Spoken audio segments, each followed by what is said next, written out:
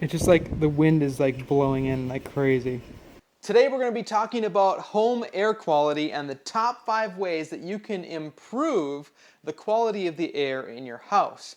Now this is something that I got to thinking about quite a few years ago when we used to live in a rental property.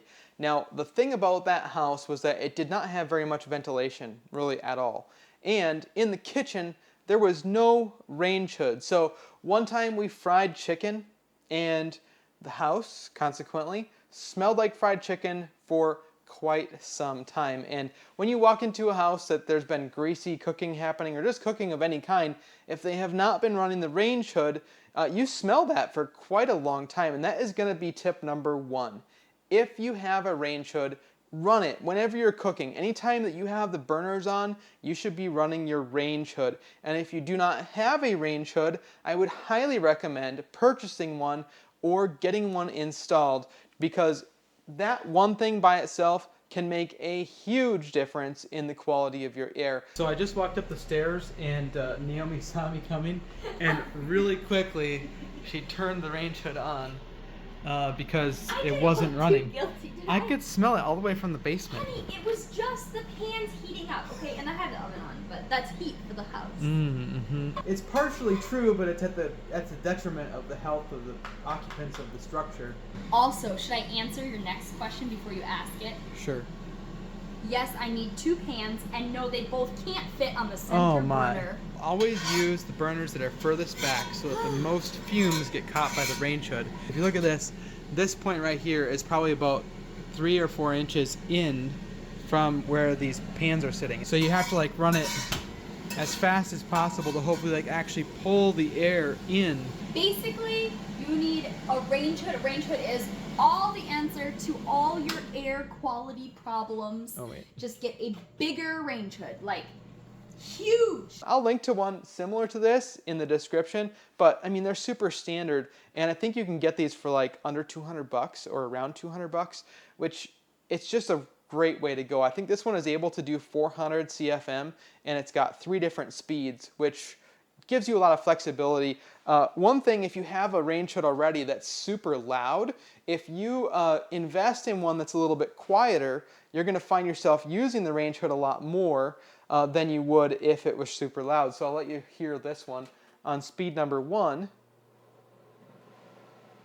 It's not that bad at all.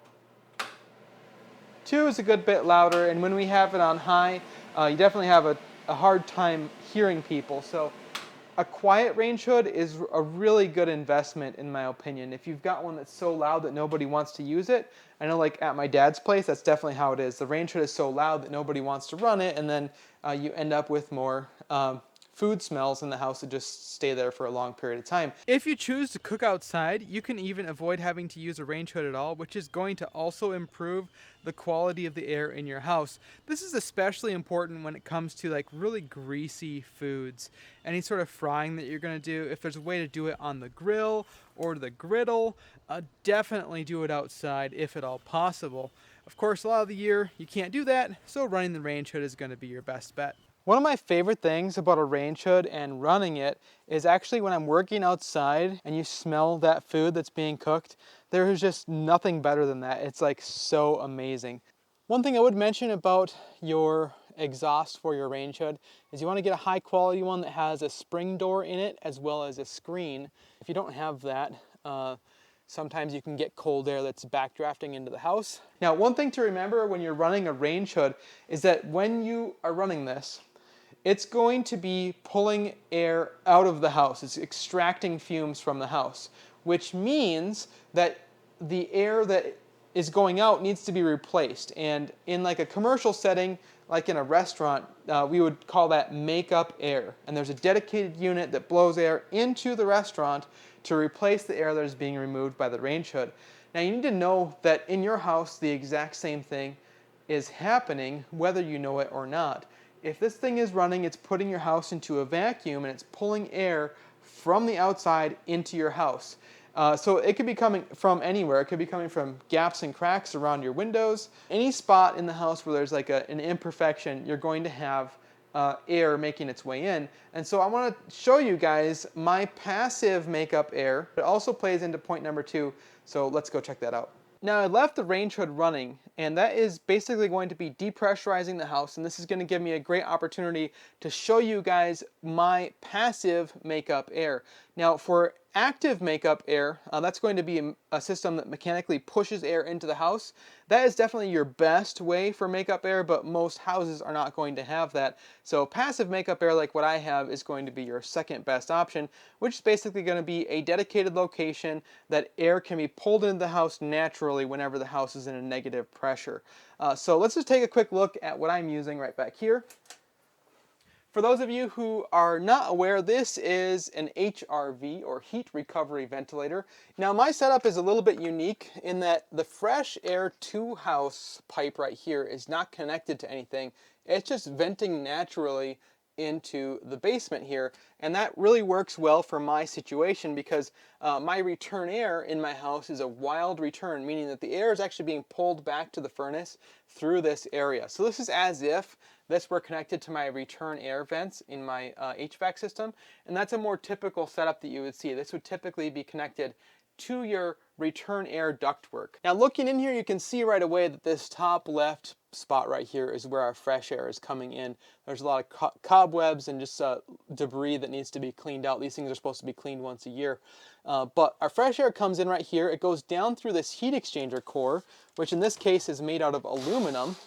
And if you look up through here, it's just a clear path for this air to be pulled from this top side down to here, and that then is able to be pulled through this fan assembly and come out of this port right here. So the cool thing about this is that even when this thing is turned off, there is no physical or mechanical means of stopping any air from coming into the house through this intake. And you see that the cobwebs there are demonstrating that there is air flowing in here. So this right now is our passive makeup air. Because our range hood is running, it's pulling in the needed or required makeup air through this spot right here. Normally it would be coming through the core and coming out right over here. Now let's just do a quick experiment. I'm going to turn off the range hood and see if the cobwebs stop moving. Now they didn't quite stop 100%, but they definitely came very close. The airflow through here has almost completely stopped. So that's pretty amazing how connected those two things are. If you don't have a heat recovery ventilator or a passive makeup air system, there is a really easy solution to use in combination with your range hood. Let's go take a look at that. And that is going to simply be opening a window in a specific spot that you think is the best for pulling in some makeup air. One of the reasons why it's a bad idea to just let it pull in from random places is that it can actually cause condensation to happen in your wall cavities. So if you have cold air pulling in through here or pulling in just anywhere, that is going to cool down the surface of the building materials involved. So if it was coming through this wall plate right here, you could actually get condensation in and around this box, and it could eventually cause more issues like mold and things like that. And that's one of the reasons why you want to just have a more specific spot to pull in makeup air if at all possible. As some of you already figured out, the second thing we're going to talk about is air exchangers and how they are beneficial in improving the quality of the air in your home. There are two kinds, the HRV and the ERV, depending on the location where you live. I will link to them in the description, including the one that I would recommend. In the northern part of the US or more cold weather climates, you're going to use a heat recovery ventilator. Down in the south, you're going to use an ERV or energy recovery ventilator, but they do much the same thing. The ERV is able to transfer humidity as well, whereas this does only exchanges heat through its heat exchanger. A couple things when you're purchasing an air exchanger to keep in mind are that there are some that just simply mix air that don't have an actual core like this. Basically you have these pipes coming in and the air just like mixes and then it's distributed from there. But the problem with those is that they're very inefficient in comparison to this. This is able to save a significant amount of heat as the air gets pulled out. So when we have stale air coming out of the house right here, this is actually going to warm up the heat exchanger, and then that stale air gets exhausted out here.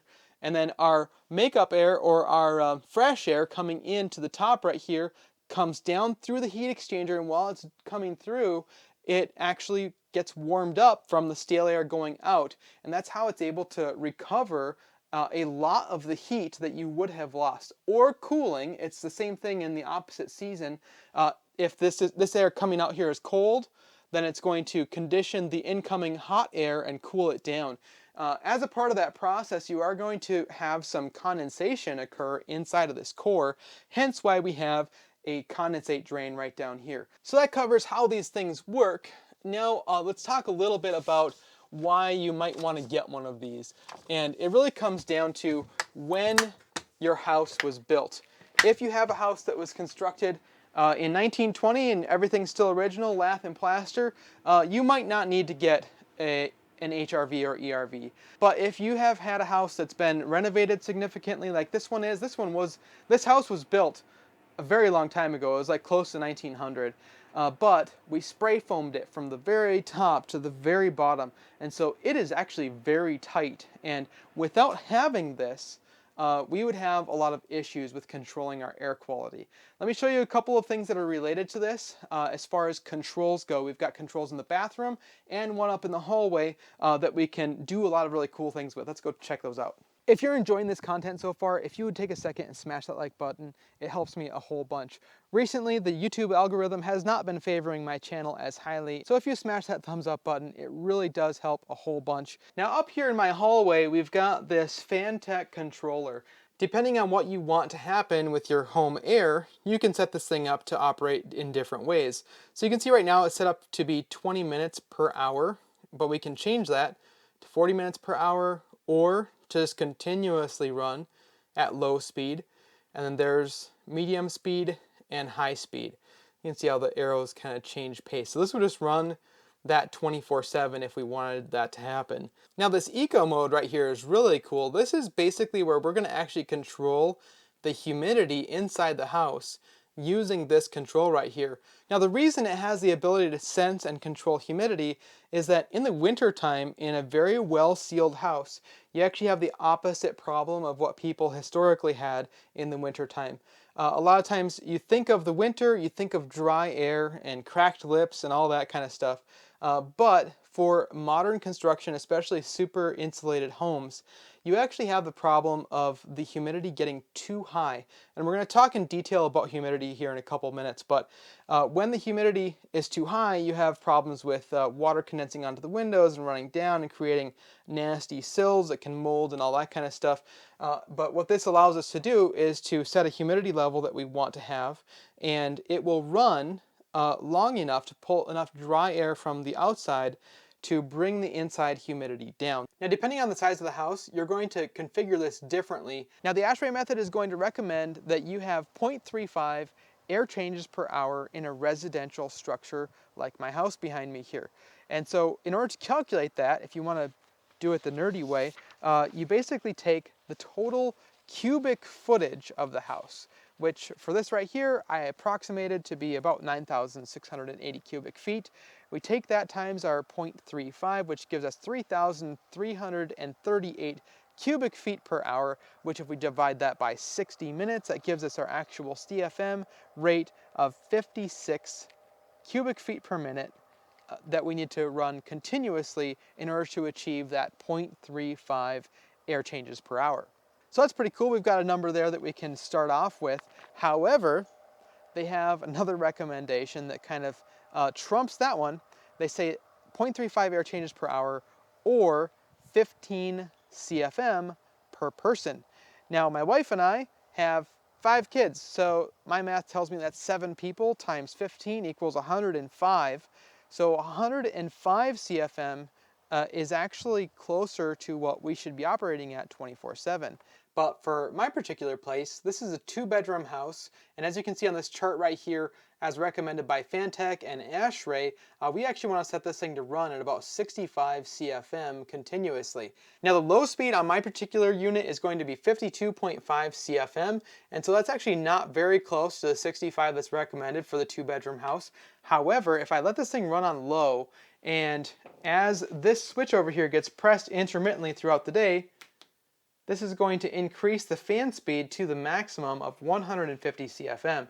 So when this is running, it's going to really bring up the average air changes per hour just from having this bathroom ventilation pressed several times throughout the day.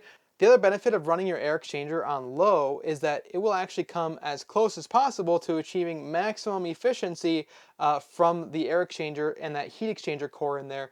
And it should be able to come close to 75% heat recovery in optimal conditions, and up to 80% even depending on the situation. So running it on low is definitely best whenever possible. This brings us to our third point, and that's going to be bathroom ventilation.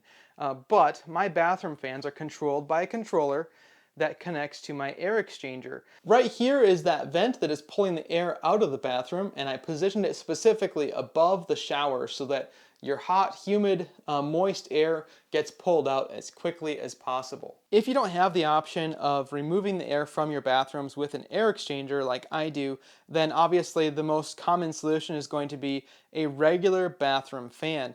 And with that, I wanted to suggest the possibility of adding a motion sensor right where your switch would normally be for your bathroom fan. If you put a motion sensor here that controls the bathroom fan, then it's always going to get turned on anytime somebody comes into the bathroom and run for however long you set it to run. And I think that that would be a great way to just automatically improve the quality of your air in your house instead of relying on people remembering to turn it on all the time. So consider doing that. Motion sensors are linked in the description. With bathroom fans, the makeup air situation is going to be very similar to what we talked about with the range hood. You're putting your house into a vacuum, so passive makeup air for your bathroom fans is a good thing to think about as well. For point number 4, we're going to be talking about humidity. Humidity plays a massive role in the existence of mold and bacteria, and one really interesting thing that I learned about humidity recently is that having humidity that is too low also increases bacteria and mold and stuff like that, the same as having high humidity does, which I never knew that before. I would always just assumed that low humidity would be better than high humidity. But right here we're just looking at a really simple temperature sensor and humidity sensor. You can see it just went up since I'm holding this thing. I should set it back down because it's making it look bad. But this is going to allow us to just keep track of what our temperature and humidity is. Now, this is actually a really cool device because this actually will connect to a hub that will allow you to see the temperature and humidity remotely from your house. So I'll link to these. I'm actually super excited to show you guys. These things even work in the freezer, and I've got a bunch of these sensors in the freezers, so I'm going to be making a video specifically about that here soon. But anyway, picking up one of these or something similar is going to be a good idea. Now, on my thermostat over here, we actually do have the ability to view the humidity. We should be able to just press this in and it will show us the current humidity in the house, which is 47%. That looks a lot better. That's in the range of acceptability. Some smart thermostats have the option to overcool the house in order to dehumidify it in the summertime. Now you can also use a smart thermostat to control a whole house humidifier, which would connect to your ductwork. So I'll link to those in the description as well. That's a little bit more complicated than just having a small humidifier, but if you have a really old, really dry house, then you probably are going to need to consider adding a whole house humidifier in order to maintain that minimum 30% humidity level. Now, a standard dehumidifier like this is going to work just fine for most people's situations. However, if you want to have a more permanent solution, they actually have whole house dehumidifiers that look kind of like this thing right up here, where it mounts permanently and you can even attach ductwork to it. And that can be a really good option as well if you want to have a more integrated way of dehumidifying your house instead of having to have these portable units basically spaced throughout the house.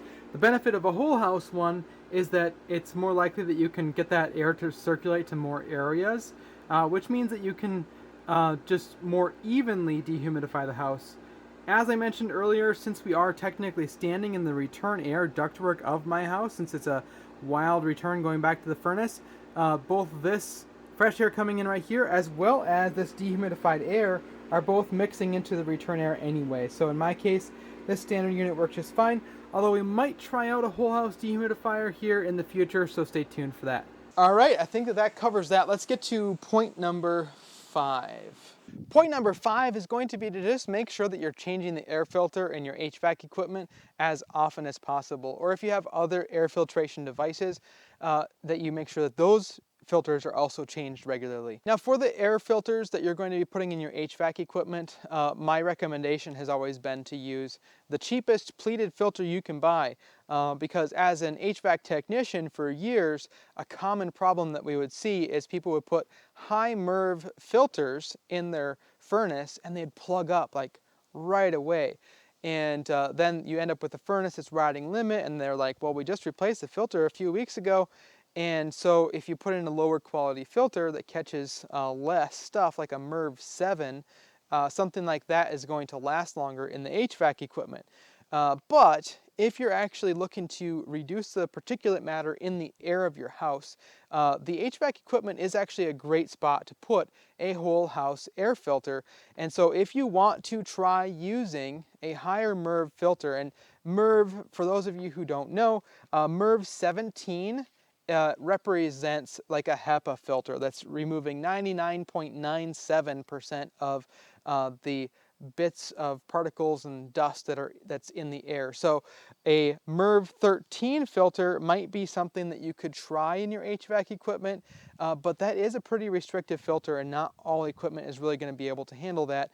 And that comes down to like static pressure of the filter across the filter, and things like that really start to come into play when you're talking about high MERV filters. But if you're going to do a MERV 13 and improve the quality of the filtration in your HVAC equipment, you're going to have to change that thing out probably every 30 days. Because it's just going to get plugged up way faster than a lower MERV filter. If you find that a MERV 13 HVAC filter is too restrictive and it's causing issues with your equipment, which issues that can be caused are either riding limit, where the furnace basically overheats and then it shuts itself off and runs for a little while, and then it cools down, then it turns back on. That's riding limit, and you really don't want to do that. It can really reduce the life of your heat exchanger. The other thing that can happen is it can cause your AC coil, or your A coil above your furnace typically, to freeze up and become a big block of ice if you're not having enough airflow through that coil. So those are some of the symptoms of a too restrictive air filter. So if the MERV 13 isn't working, but you still want to have a MERV 13, what you can do is actually upgrade to a like 4 or 5 inch filter. I think 4 inches is kind of standard. And what that does is it greatly increases the size of the pleats in the filter, and your surface area goes up dramatically, and that allows you to have a higher MERV filter and a lower static pressure. And that's really a good way to go if you want to put in a high MERV filter and not have to change it as frequently. Another thing you can look into is UV light to sterilize the air, and I'll link to those in the description as well. You can actually install those in the ductwork, which is probably my favorite way to utilize one, because it's not going to be exposed to occupants of the home directly. It's just going to be treating the air itself as it goes through the HVAC system. So I have my Nest thermostat configured so that it actually runs the fan for 15 minutes every hour. And all it's going to do is move the air around so that the consistency of the air and the quality of the air is averaged out. Instead of having a bedroom, for example, if you have the door closed and there's no air coming into or out of that bedroom, your CO2 levels are going to rise throughout the night, and the quality of the air is going to be lower than if it had some air recirculating with your HVAC equipment. You can actually see that my thermostat is actually recirculating right now. You can see the fan is moving right there, but if we want to go ahead and configure that, we just go into our settings and go into our fan schedule. It's enabled. You can see that we have it to run 15 minutes per hour for the entire day. Now it's a tiny bit off topic, but it kind of plays into the pros and cons of mini splits. And in my opinion, having the ability to recirculate the air in the house is a pretty big deal, and you don't get that if you have a mini split. You just have a unit that's hanging and it's recirculating air in that space that it is connected to, but it has no ability to circulate it beyond that. So ductwork, that's one of the pros of having ductwork, is being able to recirculate the air in the house. One other cool thing that you can do for monitoring the quality of your air is to see what your CO2 levels are. And I'll link to a device in the description that allows you to actually monitor the CO2 level. But if you have 800 parts per million CO2 or lower, that is generally going to be considered a well-ventilated space. I think I might pick up one of those devices myself and do a follow-up video on that, because that sounds extremely interesting, and it would be useful to have a way to measure, like, am I doing well with my air quality? But yeah, maybe we'll check that out. One common thing that actually reduces the quality of the air in your house is actually air fresheners. If you use a lot of air fresheners, you may want to consider just reducing the amount that you use or eliminating them entirely. A lot of times the reason that they're used is to mask a problem that might actually be happening, where you have low quality air from something else, and so then the air freshener helps mask that. So definitely consider figuring out what the actual source is, and that really comes down to the whole ventilation thing again. A well-ventilated house is going to not have as many problems with bad odors or smells that are caused from bad humidity levels and things like that. Crawl spaces can be another huge problem area, with having really low quality air in the crawl space, and if the house is negatively pressurized, you might actually have a lot of air pulling up through that crawl space into your living space. So making sure that you investigate that possible source of mold and things like that, and making sure that you're able to work towards having a really nice dry crawl space is a really important thing to think about. Briefly, my preferred way to deal with the crawl space is to insulate, make sure that the outside edges of the crawl space are very well insulated, put a vapor barrier down on the ground, and then dehumidify the crawl space, or actually circulate air through the crawl space and make sure that humidity level is maintained in the 30 to 50% range. That will greatly increase the quality of the air in the crawl space, and since it's attached either directly or indirectly, the house itself will actually improve its air quality. One common myth that is out there too about air quality is that if you have indoor plants, that's going to improve the quality. But you'd pretty much have to live in an indoor tropical jungle in order for the plants to be able to really start making a difference. Your laundry area is another spot that can create a lot of contaminants. I really want to caution those of you who consider venting your dryer into the house with like one of those dryer socks that kind of catches the lint.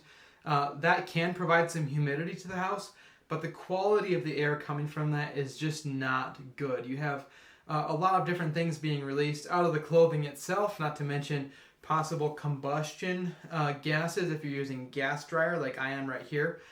So just don't vent the dryer into the house or the attic. You want to vent it directly outside. It's also important to remember that your dryer is also going to be pulling your house into a vacuum, the same as your range hood and your bathroom fans. So more reasons why a passive makeup air location might be a good idea. The dryer is running upstairs. We're going to turn this on to high. And now we're going to go into the basement and see what the airflow is like coming out of that heat recovery ventilator. And then we're going to block it off, actually. Then we're going to see how hard it is to close my front door. Let's turn on one more. So I bet when I push this handle down, the door is just going to kind of fling itself open. That's so crazy. Watch this.